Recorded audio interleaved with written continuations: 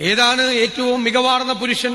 മികവാർന്ന പുരുഷൻ എന്ന് പറയുന്നത് സ്വന്തം ഭാര്യയെ ഏറ്റവും നന്നായി സ്നേഹിക്കുന്നവനാണ് ഏറ്റവും മികവുള്ള പുരുഷൻ. അതാണ് പുരുഷൻ. ഒരു പുരുഷന്റെ മികവ് നിശ്ചയിക്കുന്നത് അവൻ സ്വന്തം ഭാര്യയെ ഏറ്റവും കൂടുതൽ സ്നേഹിക്കുന്നവനായിട്ട് കണക്കാക്കിയിട്ടുള്ളതാണ്. മകളുടെ അനുവാദമില്ലാതെ വിവാഹം അരുത് എന്നാണ് പറഞ്ഞത്. സ്ത്രീധനം വാങ്ങിക്കരുത്, പകരം മഹറാണ് കൊടുക്കേണ്ടത് എന്ന് പറഞ്ഞു. സ്ത്രീധനം വാങ്ങിക്കരുത്. എത്ര നൂറ്റാണ്ടുകൾക്ക് ശേഷമാണ് സ്ത്രീധന നിരോധന നിയമങ്ങളെല്ലാം ലോകത്ത് പല രാജ്യങ്ങളിലും ഉണ്ടായത്.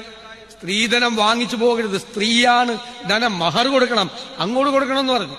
എന്നെ അത്ഭുതപ്പെടുത്തിയത് ഏറ്റവും വലിയ സുവർണകാലം പ്രവാചകന് ശേഷമുള്ളത് എന്ന് വിശേഷിപ്പിക്കപ്പെടുന്നത് ഖലീഫ ഉമറിന്റെ കാലമാണ്. ഖലീഫ ഉമറിന്റെ സദസ്സിൽ ഒരിക്കൽ ഈ മഹർ തുക കുറയ്ക്കാനുള്ള ഒരു തീരുമാനമെടുത്തു. അപ്പോൾ ആ രാജസദസ്സിൽ ഒരു വനിതയുണ്ടായിരുന്നു. അതും അത്ഭുതപ്പെടുത്തുന്ന കാര്യം, അന്നത്തെ രാജസദസ്സിൽ ഒരു വനിതയുണ്ടായിരുന്നു. ആ വനിത എഴുന്നേറ്റ് നിന്ന് അതിനെ സ്ത്രീ ചോദ്യം ചെയ്തു. മഹർ കുറയ്ക്കാൻ ഭരണാധികാരിക്ക് അധികാരമില്ല, അത് പ്രവാചകൻ നിശ്ചയിച്ചിട്ടുള്ളതാണ് മഹർ, അത് കുറയ്ക്കാൻ പാടില്ല എന്ന് പറഞ്ഞു. പലരും ആ സ്ത്രീയെ വിമർശിച്ചു. അപ്പോൾ അതിന് മറുപടി പറഞ്ഞത് ഖലീഫ ഉമറാണ്. ഖലീഫ ഉമർ നീതിമാനായ ഭരണാധികാരിയായിരുന്നു, അല്ലേ?